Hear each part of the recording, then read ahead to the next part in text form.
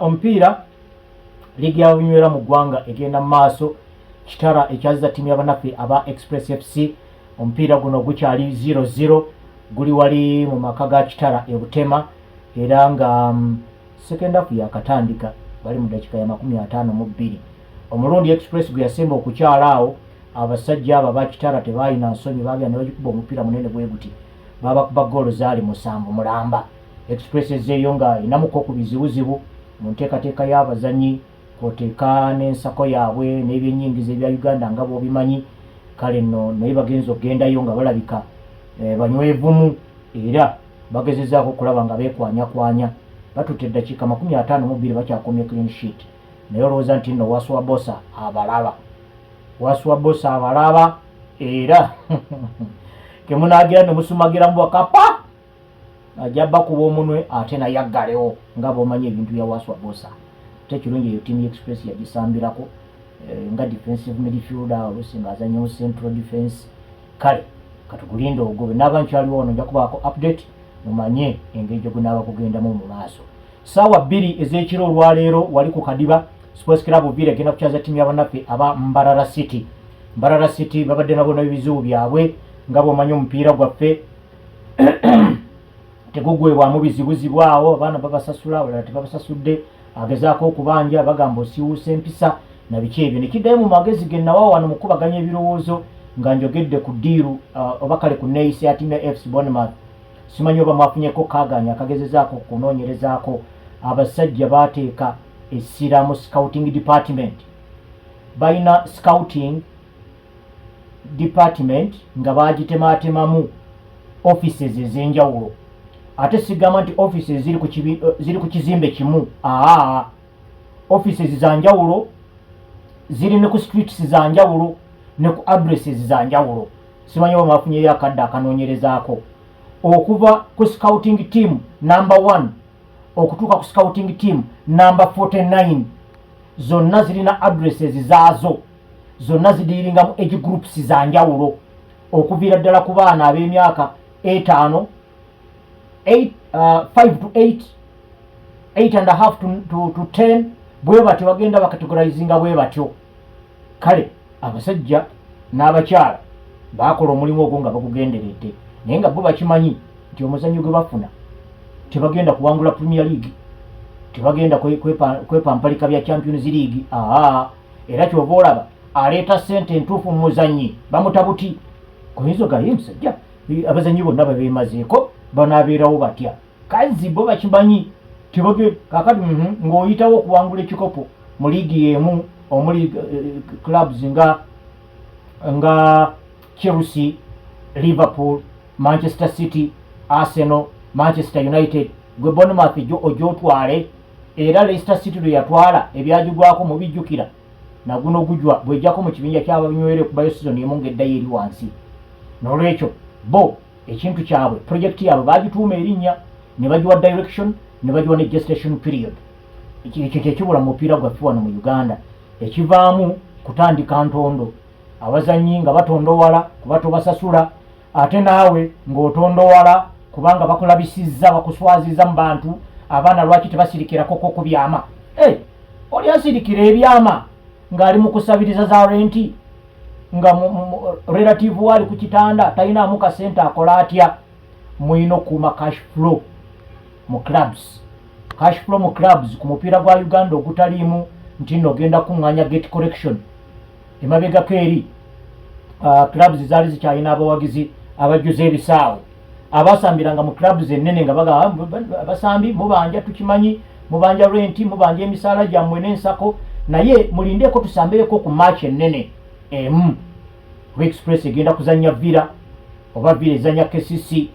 oba KCC ezanya Express. Awo ng'abakulu bategawo ne bamanya nti ekivubo tayinza butajjula. Ekivaamu akasente nga kajja abasambi nga babasasula. Naye kaakati ne clubs zoyita ennene nazo tezijjuza. Tosobola gamba nti nno ekinaava kaguwa kinaakweyimiririra. N'olwekyo yembeera eyo ttiimu zino nga Express gye zirimu ne ttiimu ya Mbarara City. Naye yo Express yeyinza okuba nga projekiti yayo yakuwangula bikopo kubanga y'emu ku bamemba ba Big 3 mu mupiira gwa Uganda. Uganda nno kati yeewaganyamu Big 4 kati tuli mu big 4 kuba kati ne Vipers tuginyigira mu noga bw'oba osazeewo oyinza okujjayo ku bamemba ba big 3 bali n'ojjayo omu n'ogamba oba tulina banene basatu kale kababeere basatu naye nga Vipers erina okubanga mweri oba tukigaziye kibeere big 4 awo naye kuba big 4 bano bo entandikwa yaabwe nga ne season tenaba kutandika baba design yaabwe ya kuvuganya ku kikopo olwekyo obanga oli wa kuvuganya ku kikopo engeri y'okuuma mu cash flow ekuuma club awe wali obuzibu kitaleeta ebye ono wenjogerera bino kitale efunyeyo goal mu dakika eno ya 57 bakulembedde Express goal emu ku bwereere Express ino nayo nga bwe mbadde njigambako ebintu byayo si birungi nnyo sizoni kati ziwerako nawali emabegako we baagira ne bawangulayo ku kikopo kalinga kalembereza ne bawangula ne Sekafa Kagame Cup n'ekyo tekyaleeta butebenkevu bwankomeredde Express we twogerera bino bali mu kifo kya 10 kifo kya 10 ku table points zaabwe ziizo ziri 15 ze bayinayo Bulwe baliko wagguluko ne Maroons ne Nek neno Kitara yennyini era Kitara kati weeri bwefuna wini olwaleero baagala kusikayo Sports Club Villa mu kifo ekyokutaano actually baba basikayo ne Entebbe UPPC baba basikayo ne Police FC kubanga Kitara baba bagenda ku points 20 baba bagenda ku points 28 abo basimba mu kyakusatu naye ate Villa nga bwe gambye gyeri olwaleero ssaawa 2 ez'ekiro ekyazambalala City Bambalala City eneewozaako etya awo katulinde bulinzi naye ku mipiira gino gyonna jjukira tunaatera okumalako oluzannya lwa first round era egimu ku mipiira egisigaddeyo ye Vipers okukyaza Buhimba nga 3 leero 28 eno ndowooza ejja kubeera Friday ne KCCA ekyaze Entebbe UPPC otulinde Saturday eriyo mingi Calvary ekyaza Kitara Maroons ekyaza Mbalala City kitegeeza Mbalala City kezze okuzannya kadiwa olwaleero tegenda kuva mu kibuga kuba ate kiba tekikola makulu okujjako nga mulinayo kachopa ka helicopter aka club ntindo bumala okusamba leero ku ssaawa nga 4 ez'ekiro kachopa nga kabazzayo kabasuula wali Embalala ate nga kabazza okwosa enkya okuzannya Maroons eruzira naye ku nteekateeka ennungi kandooze nti nno honalewo mwine empaka omuvujiriza omukulu wa club eno eya Mbalala City nti ekiyongobero kya akalulimo kawangula yakawangudde naye kaweefube gwe babeeramu eyo kakuyega edduka ddeeno ddeeri oba oli awo ekikowuko yamaze dda okukisiba ku mpagi ajja kuba asobola okuyamba ku bavubuka bano basobole okwetegeka nga basuze buno mu kibuga okwetegekera ate okuzannya Maroons eruzira ku lunaku olw'omukaaga nek ejja kukyaza Express kitegeeza Express bweneeva eyo Butema gyeri omupiira gwezzaako era egenda kubeera ku bugenyi nga bakyalira nek olwo URA ekyaze Police FC Sports Club Villa yo egenda kunyuka ekyaza ttiimu y'abannaffe abaalugazi awo oluzannya olusooka lugenda koma nga tunaba kuwulizaako okuvaako mu competitions committee ya FUFA ne mu Uganda Premier League Secretariat ku kiboogera ku mupiira gwa Kitara ne Vipers gwe bataazannya omupiira guno gwali gwakubeerawo mu biseera biri FUFA bwe yali eyiyiza nga liiga etandika nga bayiyizawo format empya clubs eziwerako ne bannamupiira ne bagisimbire kuuli FUFA yagenda okukizuula nga nekkaanya ne bannamupiira ba stakeholders negamba mupiira kale gundi format keddeyo eyo gye tubadde tumanyidde eri bajja kumala oginyiriza baddemu bagitaputira abantu bagikomyewo nga emaze okutereera mu ngeri ekkirizika naye maaki eya Kitara ne Vipers tezannyibwanga FUFA tenaba kuvaayo FUFA Competitions Committee ne Uganda Premier League tebannaba kuvaayo kwogera ku maaki eyo kintu n'ekimu oba nti eneezannyibwa oba nti teezannyibwe naye ko ku table obujulizi kwe buli nti nno Vipers ne Kitara obalaba nga basambye match less boogeraageranya ne clubs endala kitegeeza nti nno kubanga singa obubonero baabugaba bandibadde balaga nti ne Vipers yakazanya emipiira 13 ne Kitara yakazanya emipiira 13 naye we twogerera bino nga Kitara eri mu nsiike ezanya omupiira gwayo gwa 13 Vipers omupiira gwayo gwe 13 yaguzanye jjo bwe bakakkanye ku Police FC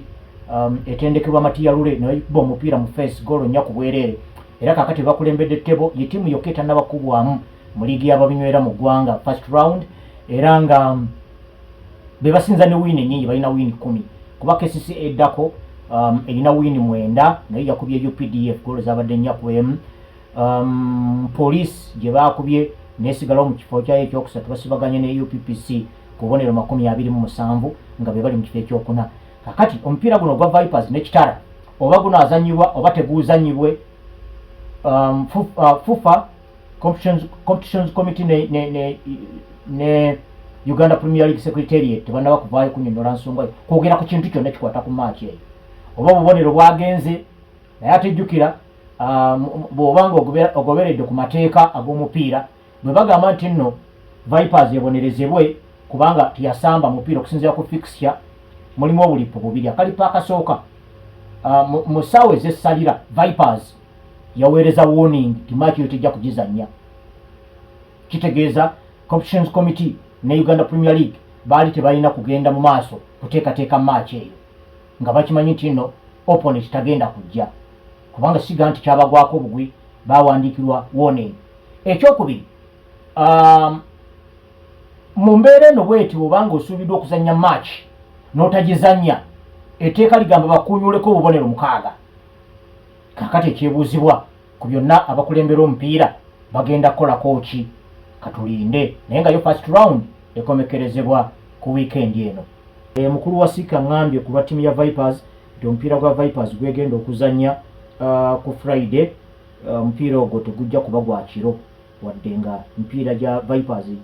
egyawaka gyonna babadde bagizannya kiro guno bagutaddeyo misana gugenda kubeera gwa ssaawa 10 bagenda kukyaza ttiimu ya Buhimba okwosa enkya ku Friday mujja kusasula siringi 1,000 oba siringi 2,000 omupiira bagusizza bbeeyi mugende mubeerewo nga mulaba Vipers ekintu nnaku zino ekiwanise kuba ate mbadde mbalaabulamu wano nti FUFA bwevaayo n'etteeka lyayo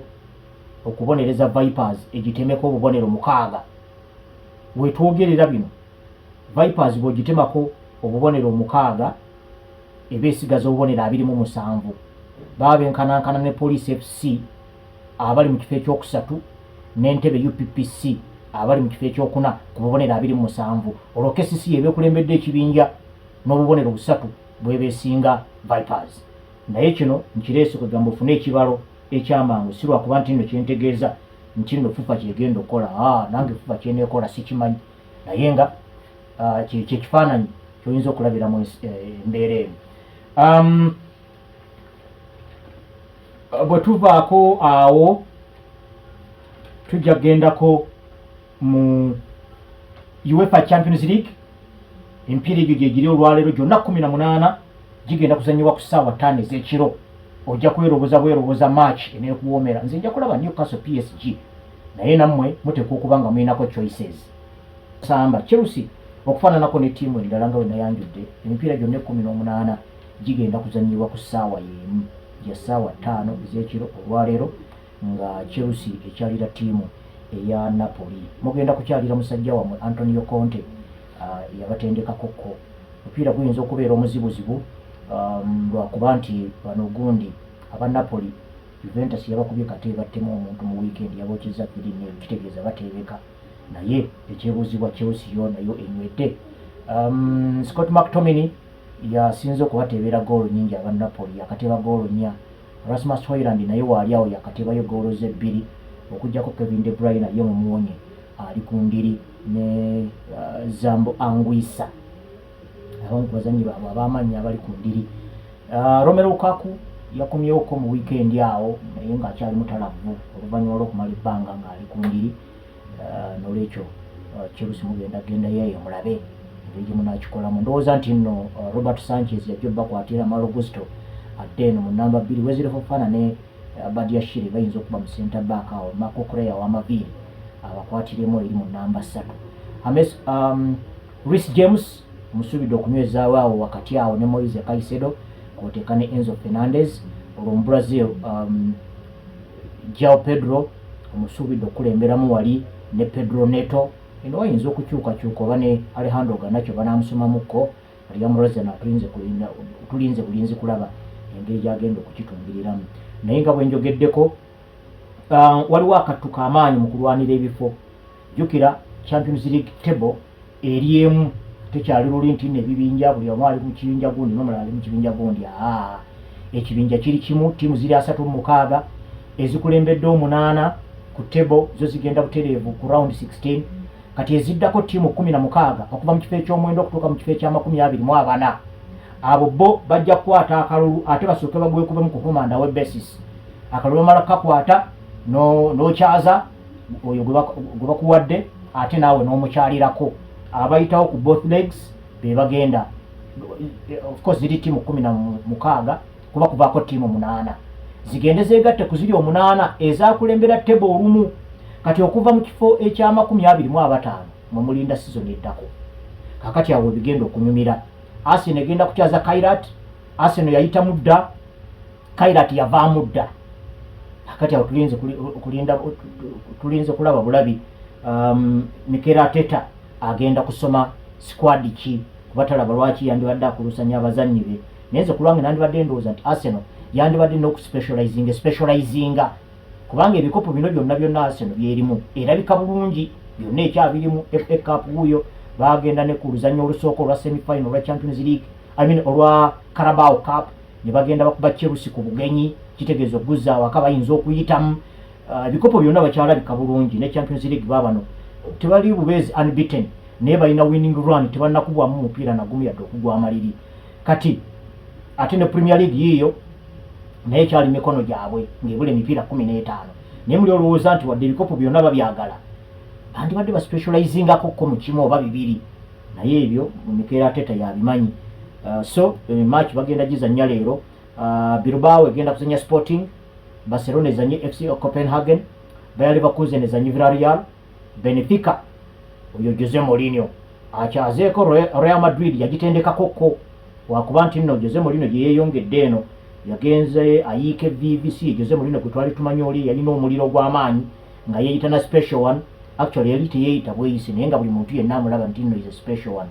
naye yagenda ayiikamuko evivi n'ebintu ebiri mu Benfica tebigenda bulungi nnyo n'eri ettaka gye yava lyokaddeyo ewaabwe Portugal okutendekayo era nayo byali tebigenda bulungi nnyo kiri awo so azze ayuugayuuga si Jose Mourinho oli gwe twalabako mu FC Porto 2-4 oba n'agendako naawo mu Chelsea ebisanja 2 n'agendako ne mu Man U yali agenda kirira naye bwe yaddako Italy ne Italy yalabika bulungi ne mu Real Madrid teyalabika bubi newankubadde nga bwe yagenderayo Barcelona yali yeefudde ekimenke ng'ekuba buli kintu kyonna ekigisala maaso so twagala okulaba engeri gyagenda okweyisamu ng'akyaza Real Madrid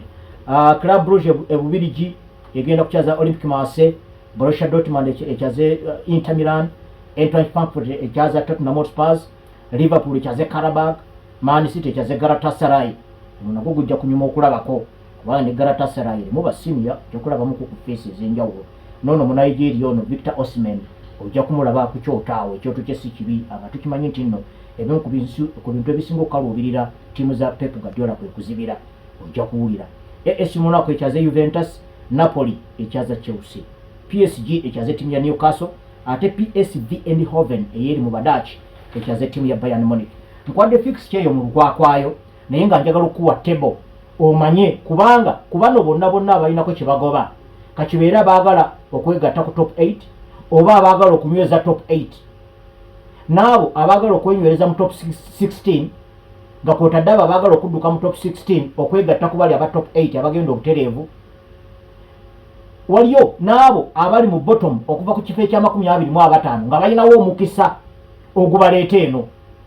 naye Arsenal yekulembedde wali ne points 21 Bayern Munich ne points 18 Real Madrid ne Liverpool basibaganye mu kyokusatu points 15 baagala win okusobola okwenyerezaawo ne Tottenham Hotspur points 14 PSG basibaganye ne Newcastle ku points 13 bano be bagenda okusisinkana olwaleero ku PSG erabika ng'egenda ng'eyiike VV Chelsea Barcelona Sporting CP, Man City, Atletico Madrid ne Atalanta bonna basibaganye ku points 13 okufaananako PSG ne Newcastle naye ate Newcastle yesalako top 8 kakati abalala abalina 13 olwa goal difference ne goal scored na biki ebyo yensonga lwaki bano tiimu ziri mukaaga mulamba ziri outside top 8 naye nga balina obubonero bwe bumu owulira katwa kali awo kati wogeza n'ozibirira mu ko simanyi mbudro simanyi nti nno biki wekanga bakusindiikiriza gyo teyagadde genda kati nabana abali mu kifo eky'e14 Inter Milan points 12 Juventus points 12 Borussia Dortmund mu kya 16 Galatasaray kya 17 Karabag bali ku points 10 Olympique Marseille ne Bayer Leverkusen kwotekana AS Monaco balina points 9 mu kifo ekya 22 muri PSV Eindhoven basibaganye Atletico Bilbao ne Olympiacos kakati awo Napoli eri mu kifo kya 25 yeri kubano abasuubira okuba season ejja kuba okuva ku 25 okukirira eri wansi paka kwa 36 mu mugendaka kakati awo mukulu Julius Kaketo mulina okwesotingira nga Chelsea mu kifo mwe muli mwandyagadde okusigala mu abo 16 abagenda mu play-off oba okunuuka mugenda eri waggulu mu top 8 oba Napoli ebasabule basikeyo mukirire eno wansi ate yetwala ekyamu wandirabyeko ku Dusan Vlahovic yetimibwa shot number 9 mu tiimu ya Juventus yomu ku bazannyi abatono ennyo abakuba ku kyoto naye ng'akozesa left ebiseera ebisinga abazannyi abakuba ku kyoto bakubisa nnyo okugulu okwo okwa ddyo batono nga bwe twalabako mu Brazil Adriano Ribeiro nga bwe twalabako ku Italy Christian Vieri twalabako ku Colombia Alvaro Recoba twalabako ne ku Mudaji Robin van Persie oba ne Erling Haaland naye lefta nga asinga okozesa ennyo left naye ate left we itali nnyo nga owaba van Persie oba owaba Christian Vieri so ne Dusan Vlahovic ono yinza okumulabako kubanga olwaleero Juventus egenda kuzannya tiimu ya AS Monaco nabo nno bali bubi aba Juventus wadde mu weekend basobodde okusabula tiimu ya Napoli goolo 3 ku bwereere naye omuvubuka ono teyateebye goolo zaabwe zateebeddwa gundi Jonathan David Kenan Yildiz ne Filip Kostic be bateebye naye oba olwaleero anaabeeramu wandimulabyekoko kuba kati ne Juventus weeri bali mu kifo kya 16 ku table eno ya Champions League naye bwe bawangula bayinza okubuuka ebifo nga 19 mulamba ne bajja benkanankana Real Madrid ku points 15 ebintu ekyokusatu olwekyo bano abasajja bali mu kattuka amaanyi tiimu eringa eyetadde mu kondowooza ye Arsenal okulembera n'obubonero 21 ng'owookubiri Bayern Munich alina obubonero 18 naye era nayo tagenze nnyo kubanga ezo nazo points ziri 3 abasajja bali mu kattu kati eno kitegeeza buli omu alina kuwangula gugwe kubanga Juventus ku points 12